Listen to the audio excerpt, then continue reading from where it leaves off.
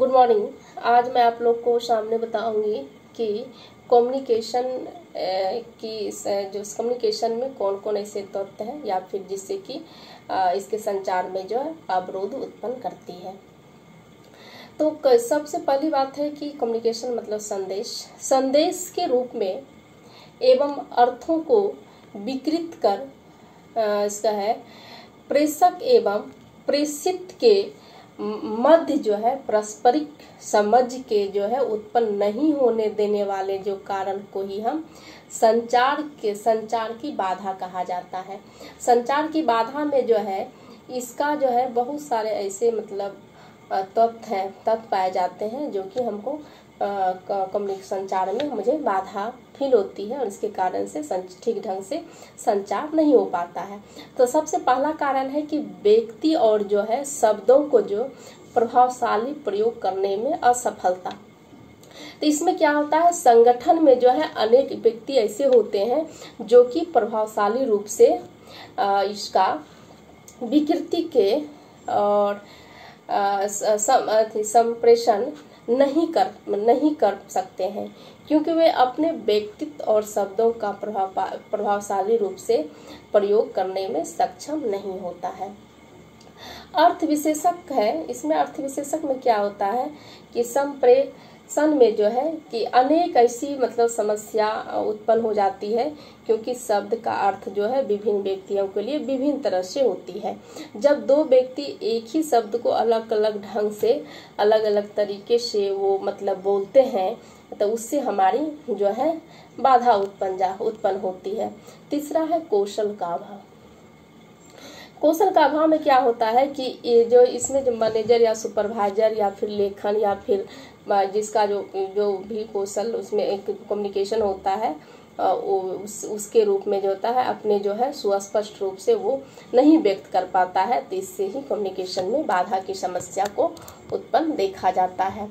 दूसरा होता है कि परसेप्शन मतलब कि अवबोधन में क्या होता है कि इसका संदेशा जो है या शब्दों का समझने में जो है अवबोधन का जो कोई महत्वपूर्ण भूमिका रहती है।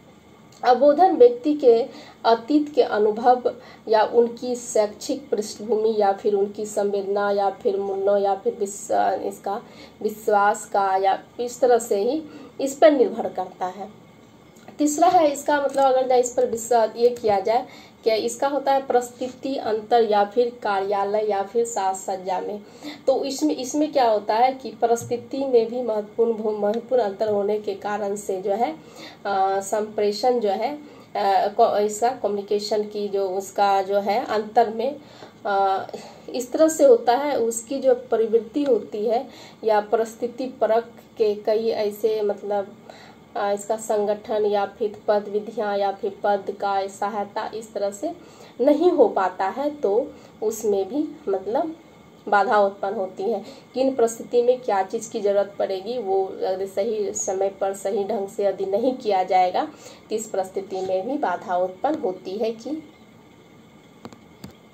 दूसरा है कि जिसका स्रोत जो है विश्वसनीयता होना चाहिए।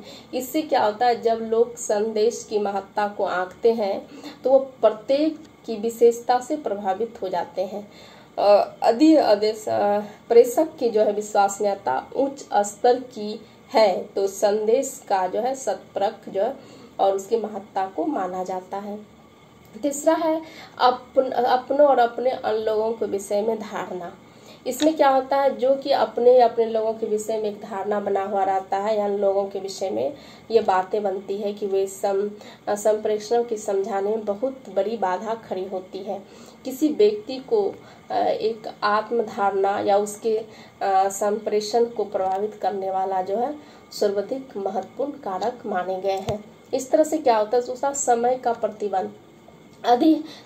प्रतिबंध यदि ठीक समय से नहीं हो पाया या फिर उसकी समस्या उत्पन्न हो जाती है, जब मैनेजर का दवा या फिर कोई काम में ठीक से वो नहीं कर पाता है या किसी कारण से वो विलम्ब कर देता है, तो इस तरह से यदि हम उसका टाइम टेबल नहीं ठीक हुआ तो कम्युनिकेशन में प्रॉब्लम क्रिएट करती है। तीसरा है शोरगुल, और उसके बाद है शोरगुल। शोरगुल में भी यही एक अत्यंत ही साधारण है, परंतु बहुत ही मतलब कि संप्रेषण में एक अवरोध उत्पन्न करने वाला है, क्योंकि जब कोई भी अनचाही आवाज़ मतलब शोरगुल होता है तो यह भी एक संप्रेषण का एक विकृति के रूप ले लेता है, और जो इसका जो है प्राप्तकर्ता के पास पहुंचने में एक बाधा उत्पन्न करता है। इस प्रकार हम कह सकते हैं कि इसमें बहुत सारा जो विशेषीकरण है या फिर संस्कृति है, ये सब के कारण से भी हमारे मतलब इसमें कम्युनिकेशन में बाधा पहुंचती है।